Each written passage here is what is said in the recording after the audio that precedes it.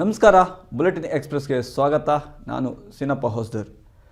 ಇವತ್ತು CM ಸಿದ್ದರಾಮಯ್ಯವರು ಅರಸೀಕೆರೆ ಭೇಟಿ ಮಾಡಿದ್ದಾರೆ. ಸೊ ಅರಸೀಕೆರೆಯಲ್ಲಿ ಕೆಲವೊಂದು ಕಾಮಗಾರಿಗಳನ್ನು ಅವರು ಉದ್ಘಾಟನೆ ಮಾಡಿದ್ದಾರೆ. ಸೊ ಉದ್ಘಾಟನೆ ಮಾಡಿ ಅಲ್ಲಿ ಅರಸೀಕೆರೆಯಲ್ಲಿ BJP ಬಗ್ಗೆ ಮತ್ತೆ ಮಾತಾಡಿದ್ದಾರೆ. ಚುನಾವಣೆ ಹತ್ರ ಆಗ್ತಿದ್ದಂಗೆ BJP ಮೇಲೆ ಸವಾರಿ ಮಾಡಲಿಕ್ಕೆ CM ಸಿದ್ದರಾಮಯ್ಯವರು ಹೊರಟಿರ್ತಕ್ಕಂಥದ್ದು. ಎಲ್ಲ ಒಂದು ಕಡೆ ನೋಡೋದಾದರೆ BJPಗರು ಸುಳ್ಳಿನ ಫ್ಯಾಕ್ಟ್ರಿ ಅಂತ ಹೇಳ್ತಾರೆ. ಸೊ ಯಾವ ರೀತಿ ಸುಳ್ಳಿನ ಫ್ಯಾಕ್ಟ್ರಿ ಏನು ಅನ್ನೋದನ್ನು ಅವರು ಕ್ಲಿಯರಾಗಿ ಹೇಳಿದ್ದಾರೆ. BJPಯವರು ಸುಳ್ಳಿನ ಕಾರ್ಖಾನೆ ಇಟ್ಕೊಂಡಿದ್ದಾರೆ. BJPಗರು ಯಾವುದನ್ನು ಮಾಡಿಲ್ಲ ಕೆಲಸ ಕಾರ್ಯಗಳನ್ನು. JDS ಜೊತೆ ಮೈತ್ರಿ ಮಾಡಿಕೊಂಡು JDS ಅಭ್ಯರ್ಥಿ MLCಯಲ್ಲಿ ಹಾಕಿದ್ರಿ, ಆದರೆ ನಾವು ಆದರೂ ನಿಮ್ಮನ್ನು ಸೋಲಿಸಿದ್ದೀವಿ, ಇದು ನಮ್ಮ ತಾಕತ್ತು ಅನ್ನೋ ರೀತಿ ಮಾತಾಡ್ತಾರೆ. ಸೊ ಅರಸೀಕೆರೆಗೆ ವಿಶೇಷವಾಗಿ ಒಂದು ಪ್ಯಾಕೇಜನ್ನು ಘೋಷಣೆ ಮಾಡ್ತಾರೆ. 152 ಕೋಟಿಗಳ ಪ್ಯಾಕೇಜನ್ನು ಘೋಷಣೆ ಮಾಡ್ತಾರೆ. ಸೊ ಅದಾದ ಬಳಿಕ ಬಾಣಾಪುರನ ಪಟ್ಟಣ ಪಂಚಾಯಿತಿ ಮಾಡ್ತೀನಿ ಅನ್ನೋದನ್ನು ಹೇಳ್ತಾರೆ. ಸೊ ಎತ್ತಿನಹೊಳೆ ಯೋಜನೆ ನೀರನ್ನ ನಾನು 2 ವರ್ಷದಲ್ಲಿ ತರ್ತೀನಿ ಅನ್ನೋದು ಕೂಡ ಹೇಳ್ಕೊಳ್ತಾ ಬರ್ತಾರೆ. ಸೊ ಎಲ್ಲೋ ಒಂದು ಕಡೆ JDS ಮತ್ತು BJP ಎರಡರ ಮೇಲೂ ಸವಾರಿ ಮಾಡಲಿಕ್ಕೆ ಹೊರಟಿದ್ದಾರೆ. ಮತ್ತು ಭಾಗ್ಯಗಳ ಬಗ್ಗೆ ಪದೇ ಪದೇ ಎಲ್ಲೋದ್ರೂ ಕೂಡ ಭಾಷಣ ಮಾಡ್ತಿದ್ದಾರೆ. ಸೊ ನಾವು ಏನೇನು ಮಾಡಿದ್ದೀವಿ, ಎಷ್ಟೆಲ್ಲ ಮಾಡಿದ್ದೀವಿ, ಎಷ್ಟು ಕೋಟಿ ಹಣ ಬಿಡುಗಡೆ ಮಾಡಿದ್ದೀವಿ, ಯಾರಿಗೆಲ್ಲ ಹಣ ತಲುಪ್ತಿದೆ, ಜನ ಹೇಗಿದ್ದಾರೆ. ಸೊ ಈ ರೀತಿಯಾದ ಒಂದು ವಿಚಾರಗಳನ್ನು ಇಟ್ಕೊಂಡು ಅವರು BJP ಸುಳ್ಳು ಹೇಳ್ತಿದೆ, ಸುಳ್ಳಿನ ಫ್ಯಾಕ್ಟ್ರಿ, ಸುಳ್ಳಿನ ಕಾರ್ಖಾನೆ ಅನ್ನೋ ರೀತಿಯಲ್ಲಿ ಮಾತಾಡ್ತಾರೆ. ಕೇಂದ್ರ ಸರ್ಕಾರ ನಮಗೆ ಅನುದಾನ ಬಿಡುಗಡೆ ಮಾಡ್ತಿಲ್ಲ ಅನ್ನೋದನ್ನು ಹೇಳ್ತಿದ್ದಾರೆ. ಅಂದರೆ ಎಲ್ಲೋದ್ರೂ ಕೂಡ ಅದೇ ಒಂದು ರೀತಿ ಭಾಷಣೆ ಮಾಡ್ಕೊತಾ ಬಂದಿದ್ದಾರೆ. ಸೊ ಇನ್ನೂ ಅವ್ರು ಏನೇನು ಹೇಳಿದ್ರು ಒಂದು ಮಾಧ್ಯಮದ ಜೊತೆ ಅದನ್ನು ಕೇಳ್ಕೊಂಬರೋಣ ಬನ್ನಿ.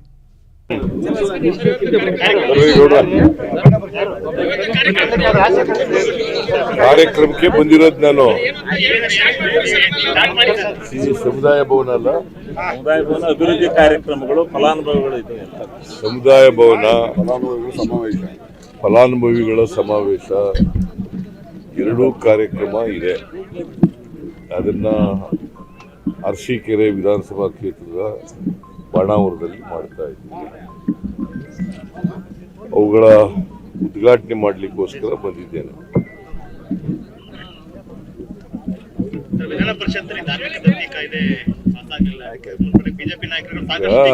ಅವರು ಉದ್ದೇಶಪೂರ್ವಕವಾಗಿ ಅದರಲ್ಲಿ ಏನಿಲ್ಲ ಅಪಪ್ರಚಾರ ಮಾಡ್ತಾ ಇದ್ದಾರೆ. ಹಿಂದೂಗಳ ದೇವಸ್ಥಾನದಲ್ಲಿ ಯಾವ ದೇವಸ್ಥಾನಗಳಲ್ಲಿ ಜಾಸ್ತಿ ಹಣ ಇದೆ, ಯಾವ ದೇವಸ್ಥಾನಗಳಲ್ಲಿ ಕಡಿಮೆ ಇದೆ, ಹಿಂದೂಗಳ ದೇವಸ್ಥಾನ, ಹಿಂದೂಗಳ ಐ ಆಮ್ ಎಂಫಸೈಸಿಂಗ್ ಹಿಂದೂಗಳ ದೇವಸ್ಥಾನಕ್ಕೆ ಮಾತ್ರ ಉಪಯೋಗಿಸೋದು, ಬೇರೆ ಎಲ್ಲಿಗೂ ಬೇರೆ ಧರ್ಮದ ದೇವಾಲಯಗಳಿಗೆ ಉಪಯೋಗಿಸಲ್ಲ. ಅದಕ್ಕೆ ಈ ಬಿಲ್ ತಂದ್ರೆ ಅದನ್ನ ಡಿಫೀಟ್ ಮಾಡ್ತಾರೆ. ಏನ್ ಮಾಡಕ್ಕೆ, ಅವ್ರಿಗೆ ಕೌನ್ಸಿಲ್ನಲ್ಲಿ ಮೆಜಾರಿಟಿ ಇದೆ, ಡಿವಿಷನ್ ಕೇಳಿ ಡಿಫೀಟ್ ಮಾಡಿದ್ದಾರೆ.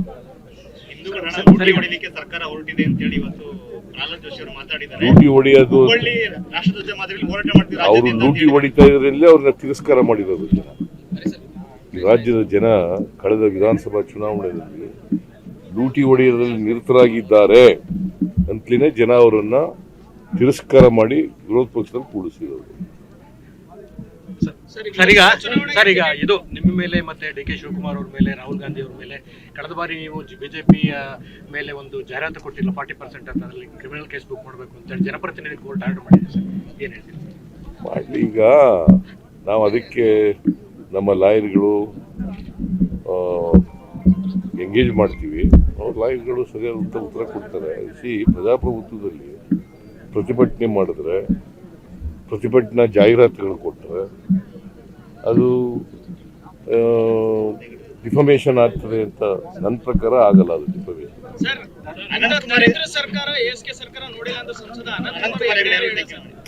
ಒಬ್ರು ಕೇಳಿದ್ರೆ ಹೇಳ್ತೀನಿ. ಅನಂತಕುಮಾರ್ ಹೆಗಡೆ ಅವರು ಇಂಥ ದರಿದ್ರ ಸರ್ಕಾರ, ಲೂಟಿ ಸರ್ಕಾರನ ಇಂದು ನೋಡಿಲ್ಲ. ಅವ್ರ ಹತ್ರ ಸರ್ಕಾರಿ ನೌಕರಿಗೆ ಸಂಬಳ ಕೊಡೋದಕ್ಕೆ ಹಣ ಇಲ್ಲ, ರಾಜ್ಯವನ್ನು ಲೂಟಿ ಮಾಡಿ ಚುನಾವಣೆ ಎದುರಿಸ್ತಾ ಹೊರಟಿದ್ದಾರೆ. ಯಾರಾದ್ರೂ ಸಂಬಳ ಕೊಟ್ಟಿಲ್ಲ ಅಂತ ಹೇಳಿದಾರ? ಯಾರಾದರೂ ಈ ಸರ್ಕಾರದಲ್ಲಿ ಸಂಬಳ ಕೊಟ್ಟಿಲ್ಲ ಅಂತ ಹೇಳಿದ್ದಾರಾ? ನಂಬರ್ 1. ನಂಬರ್ 2, ಅನಂತಕುಮಾರ್ ಹೆಗಡೆ ಈ ಸಂವಿಧಾನನೇ ನಾವು ಅಧಿಕಾರಕ್ಕೆ ಬಂದಿದ್ರೆ ಈ ಸಂವಿಧಾನ ಬದಲಾವಣೆ ಮಾಡೋಕ್ಕೆ ಅಂತ ಬಂದವರು. ಅವರು ಲೋಕಸಭಾ ಸದಸ್ಯರಾಗಕ್ಕೆ ಲಾಯಕ? ಹೇಳಿ ನೋಡೋಣ. ಅಂಥವ್ರು ಇಂಥ ಹೇಳಿಕೆ ಕೊಟ್ಟರೆ ಇದಕ್ಕೆ ಯಾವ ಕಿಮ್ಮತ್ತು ಇರ್ತದೆ? ಹೇಳಪ್ಪ. ಮಿನಿಸ್ಟರ್ ಆಗಿದ್ದಾಗ ಹೇಳಿದ್ದದು, ನಾವು ಅಧಿಕಾರಕ್ಕೆ ಬಂದಿರೋದೇ ಸಂವಿಧಾನ ಬದಲಾವಣೆ ಮಾಡಲಿಕ್ಕೆ. ಅಬ್ರಹಾಂ ಲಿಂಕನ್ ಏನು ಹೇಳಿದ್ರು ಗೊತ್ತಾ ನಿಮಗೆ? ಸಂಸತ್ತು ಮತ್ತೆ ನ್ಯಾಯಾಲಯಗಳು ಜನರೇ ಮಾಲೀಕರು. ಅವ್ರಿಗೆ ಜನರು ಸಂವಿಧಾನ ಕಿತ್ತೊಗಿರಿ ಅಂತ ಹೇಳೋದಲ್ಲ, ಜನರು ಹೇಳಬೇಕಾಗಿರೋದು ಯಾರು ಸಂವಿಧಾನವನ್ನು ತಿರುಚ್ತಾರೆ ಅವ್ರನ್ನೇ ಕಿತ್ತೆಸಿರಿ ಅಂತ ಹೇಳಿದರು. ಯಾರು ಹೇಳಿರೋದು ಇದನ್ನ? Abraham Lincoln. ಏನಾಗಿದ್ರು ಇವರು? ಅಮೆರಿಕದ ಅಧ್ಯಕ್ಷರಾಗಿದ್ದಂಥವ್ರು. ಅವ್ರು ಹೇಳಿದ್ರು. ಗೊತ್ತಾಯ್ತಾ? ಅವ್ರಿಗೆ ಸಂವಿಧಾನದ ಬಗ್ಗೆ ಗೌರವ ಇಲ್ಲದವರು ಲೋಕಸಭಾ ಸದಸ್ಯರಾಗಲಿಕ್ಕೆ ಲಾಯಕ?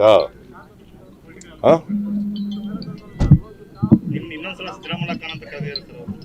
ಸಿದ್ದರಾಮಯ್ಯ ಖಾನ್ ಅಂತ ಹೇಳಿ ಉಲ್ಲೇಖ ಮಾಡಿ ಮಾತಾಡಿ. ಅವ್ರಿಗೆ ಈ ಕಾಮಾಲೆ ರೋಗದವ್ರಿಗೆ, ಕಾಮಾಲೆ ರೋಗ ಇರ್ತದಲ್ಲ, ಅವ್ರಿಗೆ ಎಲ್ಲ ಹಳದಿಯಾಗಿ ಕಾಣ್ತೇವೆ ಅಂತ ಹೇಳಿ ಏನ್ ಮಾಡಕ್ಕಾಗುತ್ತೆ? ಕಾಮಾಲೆ ರೋಗ ಅವ್ರಿಗೆ. ಅವರು ಮಾತು ಹೇಳೋದು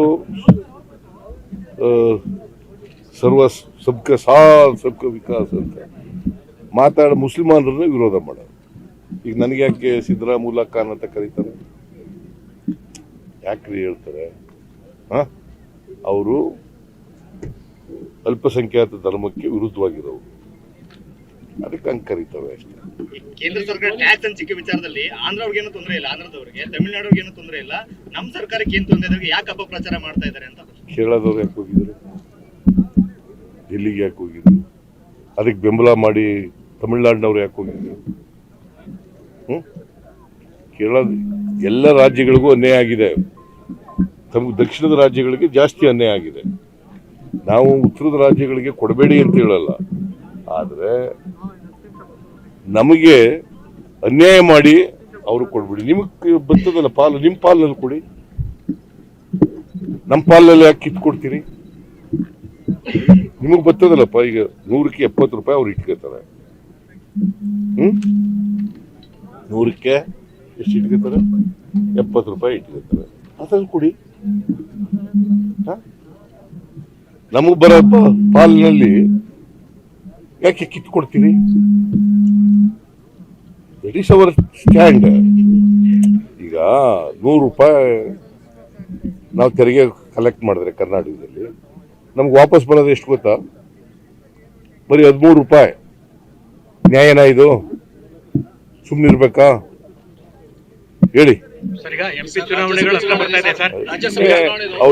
ಈಗ ಅವ್ರು ಏನ್ ಮಾಡ್ತಾ ಇದ್ದಾರೆ?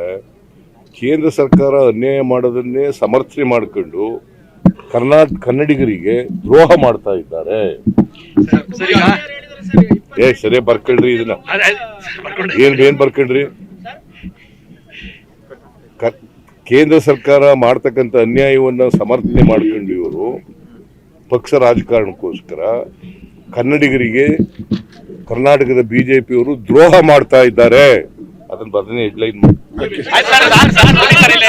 ಸ್ವಾದಿಷ್ಟತೆಯ ಸ್ವಾದ, ತಾಜಾತನದ ಆಹ್ಲಾದ, ಉತ್ತಮ ಆರೋಗ್ಯ ಮತ್ತು ಹೆಚ್ಚಿನ ರೋಗ ನಿರೋಧಕ ಶಕ್ತಿಯ ವೃದ್ಧಿಗೆ ಈಗ ನಿಮಗೆ ಸಿಗುತ್ತಿದೆ ಉತ್ತಮ ಗುಣಮಟ್ಟದ ಪೌಷ್ಟಿಕಾಂಶ.